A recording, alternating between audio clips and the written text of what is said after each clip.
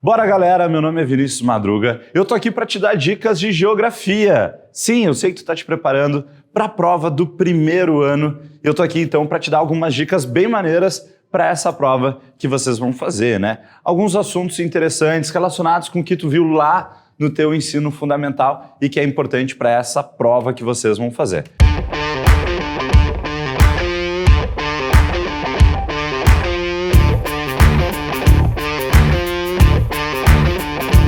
Beleza? Eu vou começar, conforme aparece aí na imagem, falando sobre a população da África.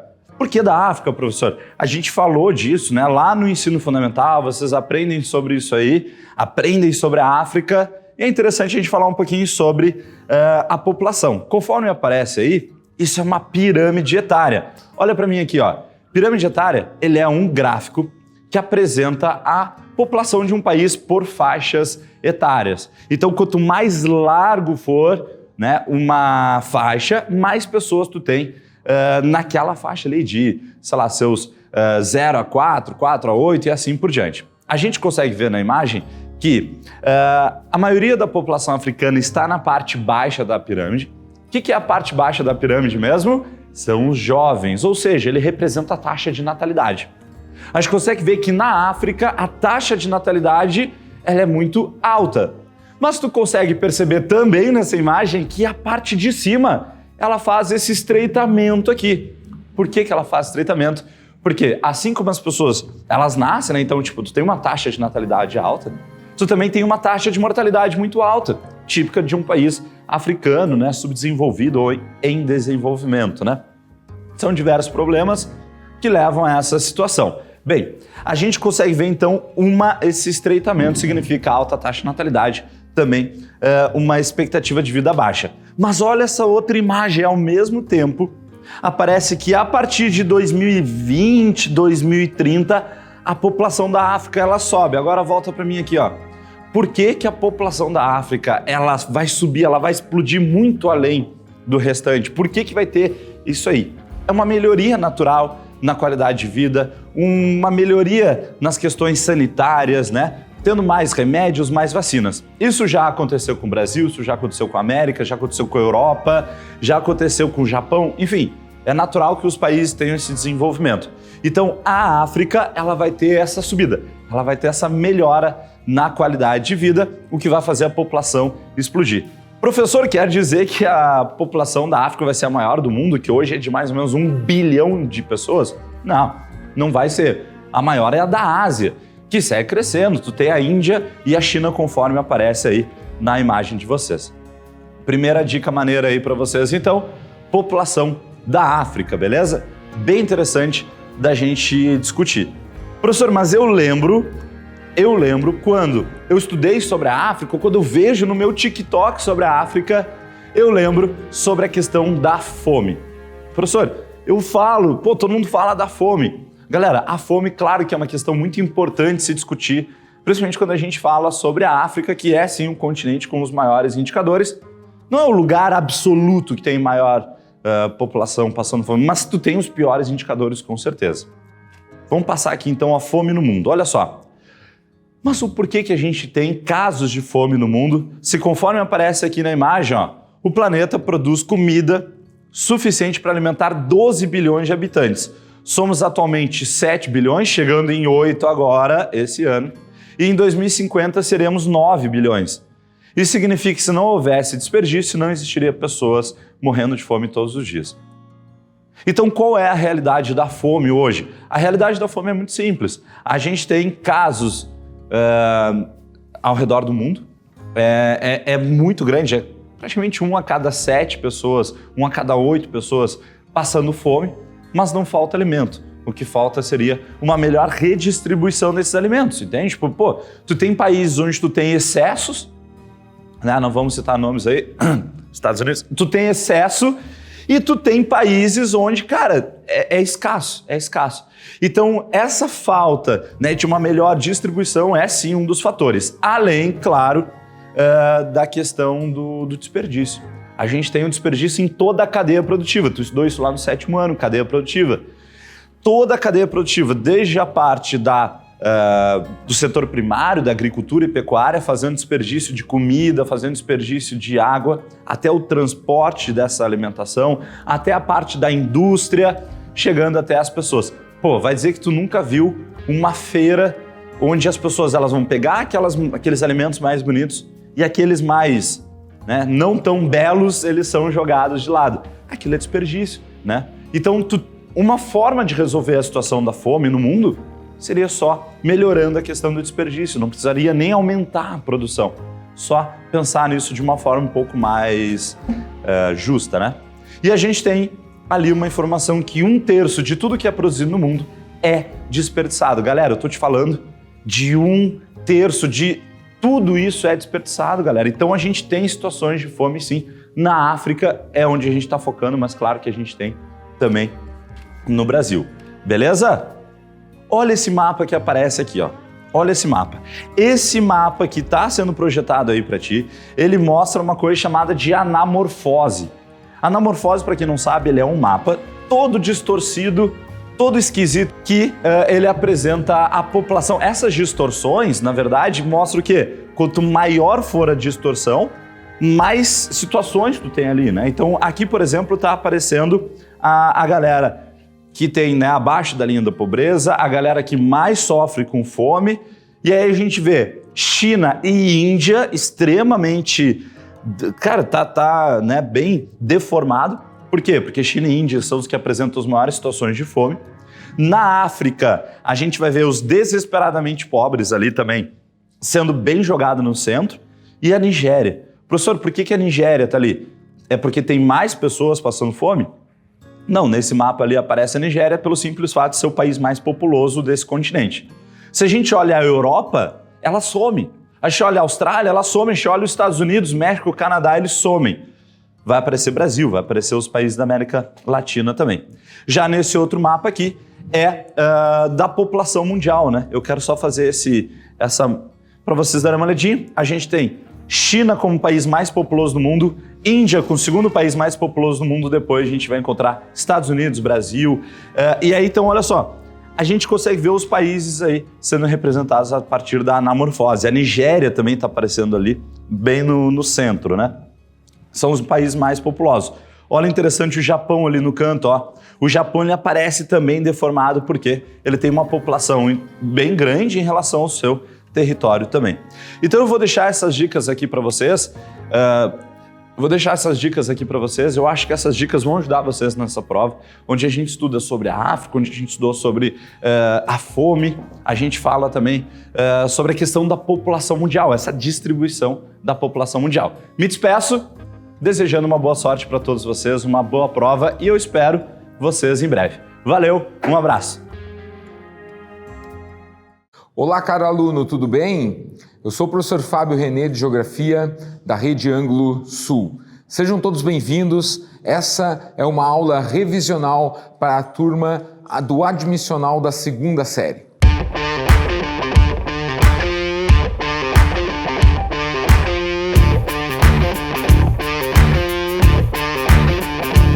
Certo? Nós vamos falar sobre alguns temas aí do ensino médio, sobre geografia. A geografia, aqui no ângulo, é trabalhada de uma forma muito ampla.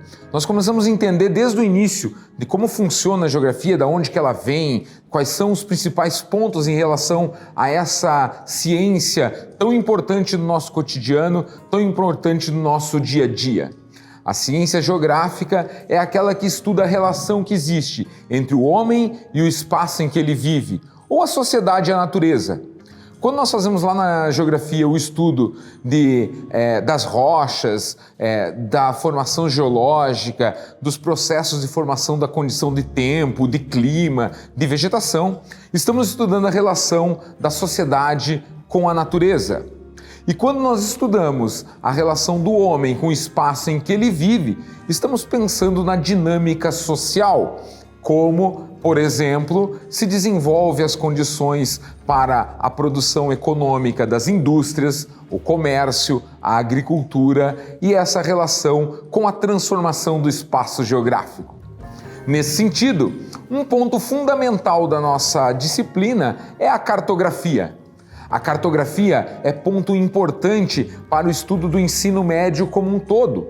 Até porque a cartografia ela vai servir, caro aluno, para todo o teu estudo do ensino médio. A cartografia faz parte de todo o ensino médio porque em toda prova de geografia que você encontrar no Enem, nos vestibulares ou em qualquer lugar que você esteja fazendo essa disciplina, respondendo questões sobre essa disciplina, você terá com certeza um mapa para analisar.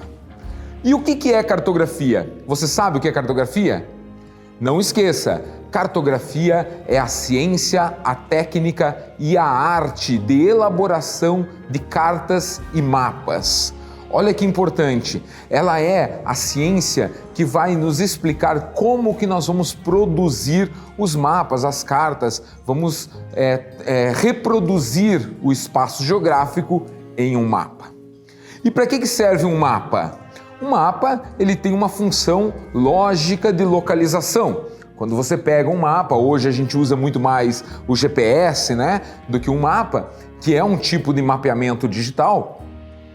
A gente pega esse mapa para localizar, mas ele também serve para informação e é aí que a prova vai te trazer alguns pontos fundamentais. Entender o mapa como um ponto de informação, pegar esse mapa e conseguir tirar dele as informações que ele traz. E para isso eu preciso ler o título, ler corretamente a legenda e entender os símbolos que estão nesse mapa. Outra coisa importante é com relação à localização. Lembra que para nos localizarmos no espaço geográfico, nós precisamos definir, a sociedade definiu, a ciência definiu os pontos cardeais e colaterais.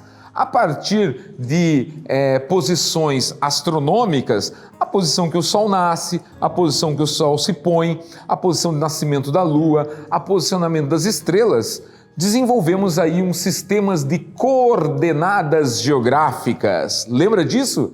Desde o ensino fundamental você estuda isso aí na tua disciplina de geografia e em outras também. Olha só, os pontos cardeais são aqueles que representam o norte, o sul, o leste e o oeste. Te chamo a atenção por uma coisa. Lembre-se de que os pontos cardeais, eles têm outros nomes.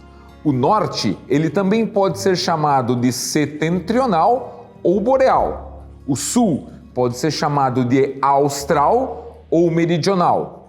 O leste pode ser chamado de oriental ou nascente. E o oeste, ocidental ou poente. Não esqueça.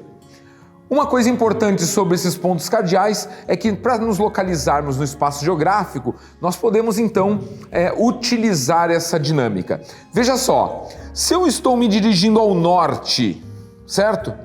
E diz assim na questão, uma pessoa se dirige em direção ao norte e faz uma curva à direita de 90 graus, estou indo aqui, 90 graus para a direita, para que lado ela está seguindo então?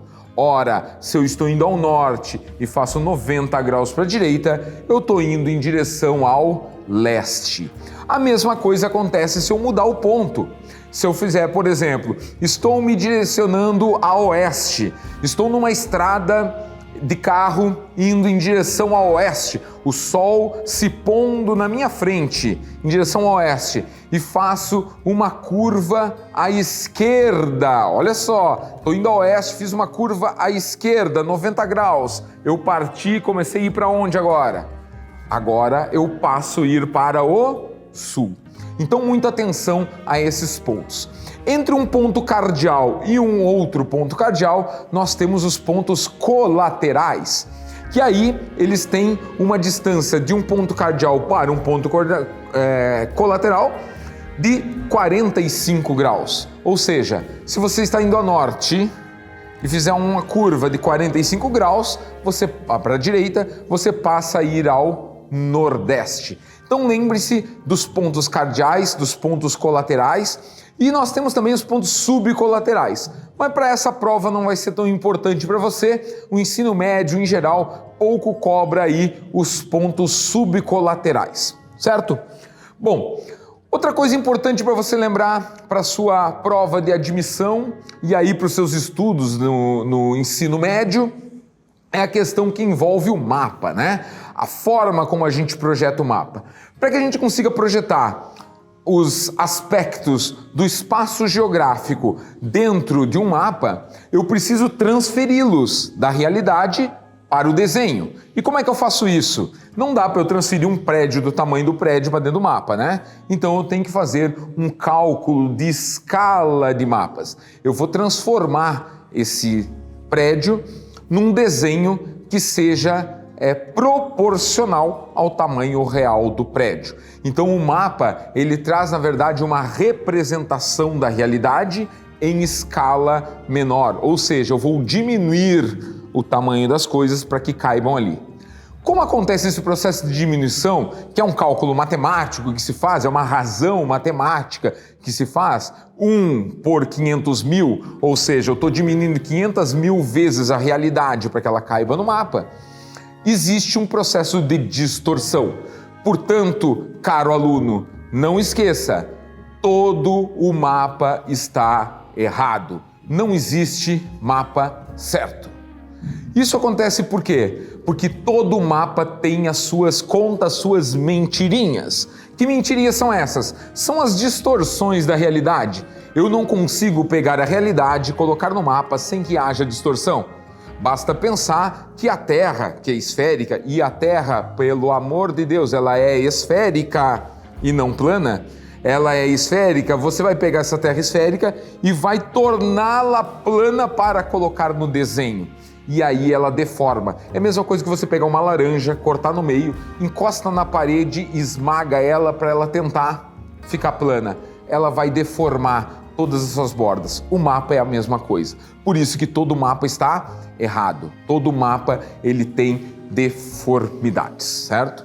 E para a gente eliminar, ou não eliminar, mas para a gente diminuir o impacto dessas deformidades no que a gente observa no mapa, nós utilizamos as projeções cartográficas, que são formas de captar os desenhos da Terra e projetá-los então em um mapa.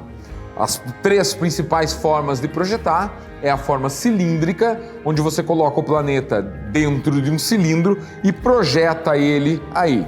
Essa projeção de cilindro vai diminuir bastante a deformação nas regiões equatoriais, ou seja, nas baixas latitudes. Vai estar bem menos deformado esse mapa nessas áreas.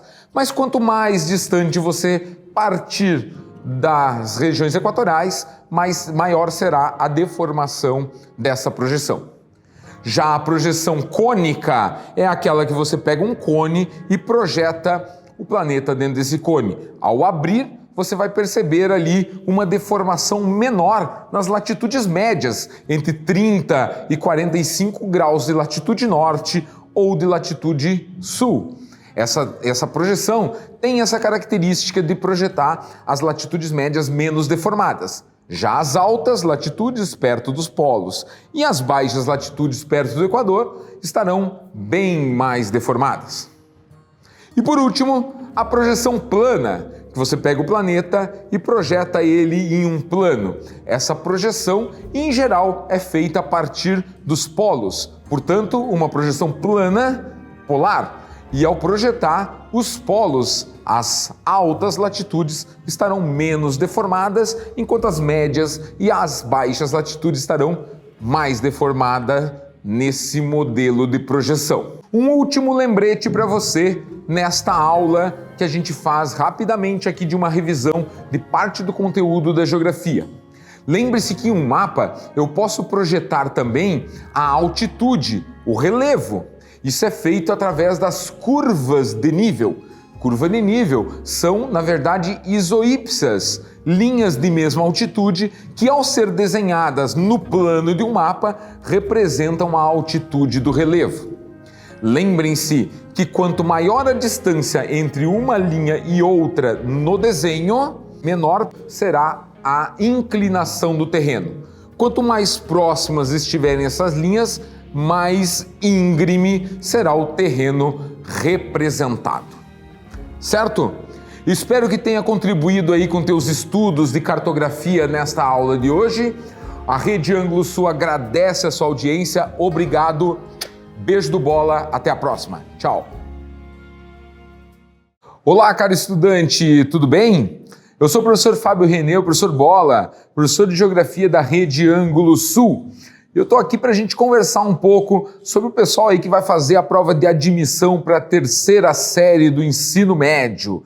Vamos falar sobre alguns conteúdos da geografia que são importantes aí para essa prova e também, cara, já pensando aí no teu Enem, no teu vestibular, já se liga em algumas coisas importantes nesse dia a dia.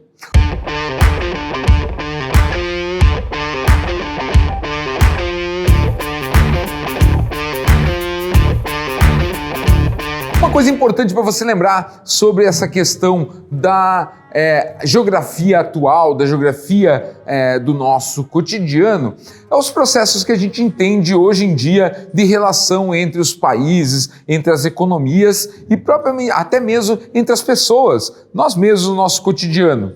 Se você olhar aí na sua volta, se você olhar aí nas suas coisas, na sua casa, você vai ver que tem produtos que foram fabricados aqui no Brasil, mas tem produtos que foram fabricados na China, na Índia, foram fabricados lá em Taiwan, né, fabricados em outros lugares do mundo. Por que isso acontece?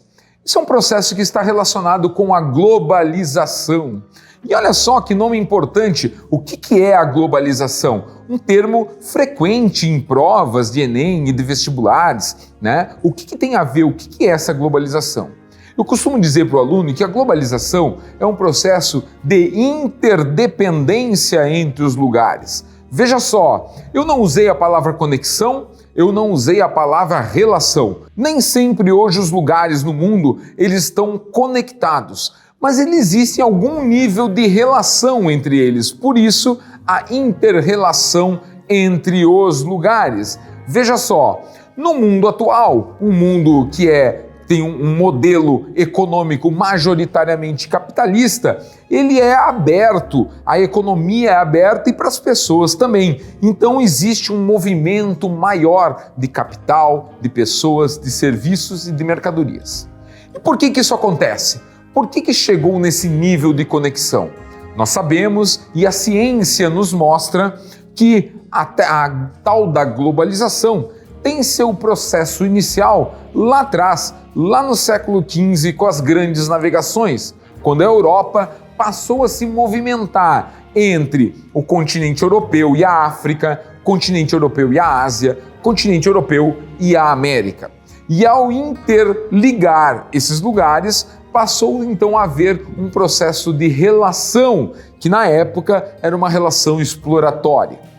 Nesse momento, nós podemos entender que a partir daí, passando pelas revoluções industriais, nós tivemos cada vez mais interdependência entre os lugares. Essa interdependência está relacionada com tudo isso que a gente vê no cotidiano. A relação produtiva, a relação comercial, o desenvolvimento do sistema capitalista. Uma coisa fundamental para a gente lembrar em relação a isso é o que dá ênfase, o que faz com que a gente perceba isso no cotidiano. É a evolução da técnica. A técnica e a tecnologia fazem com que a gente perceba o movimento da globalização cada vez maior. O desenvolvimento das tecnologias de transporte e de comunicação nos colocam interligados com o mundo inteiro. Veja só, perceba que quando você não tinha um nível de transporte muito adequado, era difícil você ligar os lugares do mundo. Viajar para a Europa, por exemplo, para Japão na década de 80 a partir do Brasil, era algo que pouca gente fazia, demorava muito e era muito caro. Hoje é mais acessível, é mais rápido e muita gente sai do país e visitam outros lugares. Uma coisa fundamental também sobre essa inter-relação dos lugares é a movimentação das pessoas. Se as mercadorias se movimentam, as pessoas também querem movimentar. No entanto, percebemos que as fronteiras nem sempre estão prontas para receber pessoas, mas sim capitais, sim produtos. Trago alguns exemplos para ti. A fronteira dos Estados Unidos com o México recebe produtos, movimenta capital, mas se um mexicano quer passar a fronteira, ele não consegue com tanta facilidade.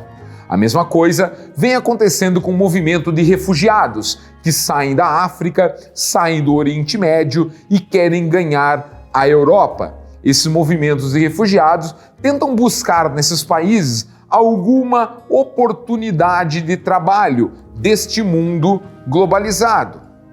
Até porque, ao globalizar a economia, ao globalizar as questões econômicas, também nós vamos globalizar as desigualdades sociais.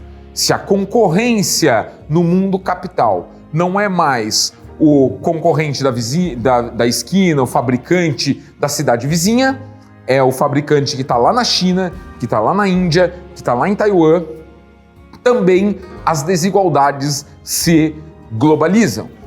E esse processo de globalização das desigualdades traz para o mundo uma periferia pobre e uns países centrais cada vez mais ricos, pois detêm o capital, pois esses países estão detendo também o conhecimento e a tecnologia. Pois bem, voltemos aos refugiados. Esses refugiados que tentam entrar então na Europa, tentam buscar aí uma condição social melhor do que os países que eles vivem. Lembre de uma coisa importante, quem são os refugiados? Caro aluno, olha só, refugiados são aqueles, segundo a Acnur, Alto Comissariado das Nações Unidas para os Refugiados, fundado em 1951 para atender os refugiados da Segunda Guerra Mundial, define como refugiado todo aquele que tem verdadeiro medo de perseguição e morte.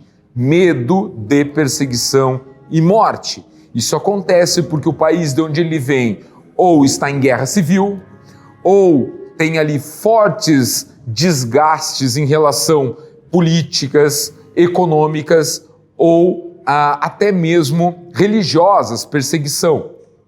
E também perda de direitos humanos. Então esses são os refugiados. Ressalvo uma coisa, não é refugiado para a Acnur aquele cara que está fugindo, por exemplo, de um desastre natural. O seu país foi atingido por um tsunami e ele teve que se deslocar. Esse não é considerado oficialmente um refugiado. Embora a ONU peça para que os países vizinhos o recebam como tal, para que ele tenha os direitos internacionais dos refugiados, certo?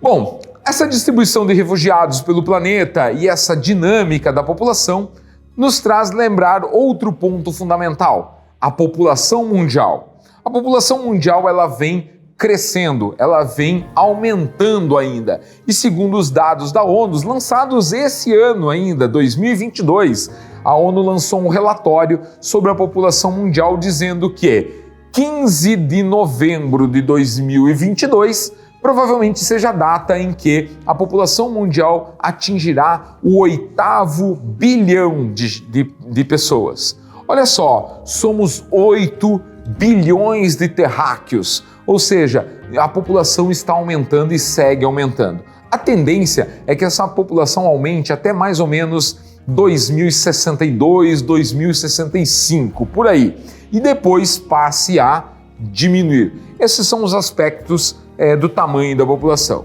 O que é importante para ti? Aonde está essa população no planeta? Aonde vive essa população? A Ásia, ela tem 6 em cada 10 terráqueos são asiáticos. China e Índia são os países mais populosos do planeta. 1,4 bilhão de pessoas vive na China, 1,3 bilhão de pessoas vive na Índia. Olha só, o Brasil hoje apresenta-se aí, figura-se entre um país muito populoso. Nós temos hoje 215, mais ou menos, milhões de pessoas. O censo demográfico que atrasadamente está acontecendo este ano deve nos apresentar esses dados, confirmar ou apresentar dados diferentes. Mas acreditamos que vai ficar em torno de 215 milhões de pessoas. Somos um país, então, bastante populoso, mas somos um país pouco povoado, já que a densidade demográfica do Brasil não ultrapassa muito os 25 habitantes por quilômetro quadrado. Bem diferente de alguns outros países que chegam a ultrapassar aí os 4.000, 5.000 habitantes por quilômetro quadrado em algumas regiões.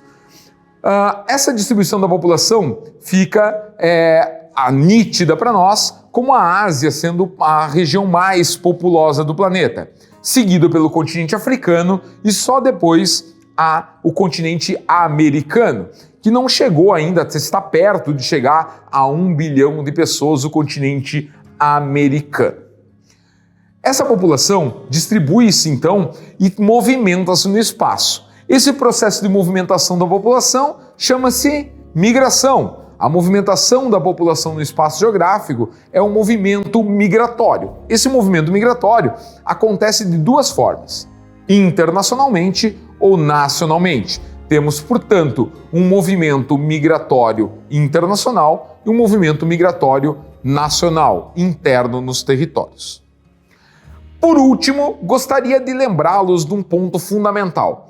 Embora tenhamos um modelo globalizado cada vez mais intenso, os países têm buscado parcerias regionais para manter-se forte na economia mundial. Essas parcerias recebem o nome de blocos econômicos. Blocos econômicos, portanto, são núcleos de negociação entre países regionalmente para tentar fazer frente à negociação internacional, ou seja, ganhar os mercados internacionais e também aumentar as relações dos mercados regionais. O mais famoso bloco econômico que nós temos é a União Europeia, o Brasil participa do Mercosul e nós temos aí alguns outros acordos, como o Tratado Transpacífico, assinado pelos Estados Unidos e que hoje tem uma nova cara, está mudando a partir do governo Donald Trump, mudou algumas coisas em relação a esses acordos. Aliás, o Donald Trump adora mudar um acordo comercial dos Estados Unidos. O próprio NAFTA, que era um acordo histórico desde 1993 com Canadá, México e Estados Unidos, hoje mudado a partir de 2018, passou a se chamar USMCA e o NAFTA sumiu. Eu acho que por aí a gente consegue resolver algumas questões da prova e eu posso então me dar por satisfeito com a nossa revisão.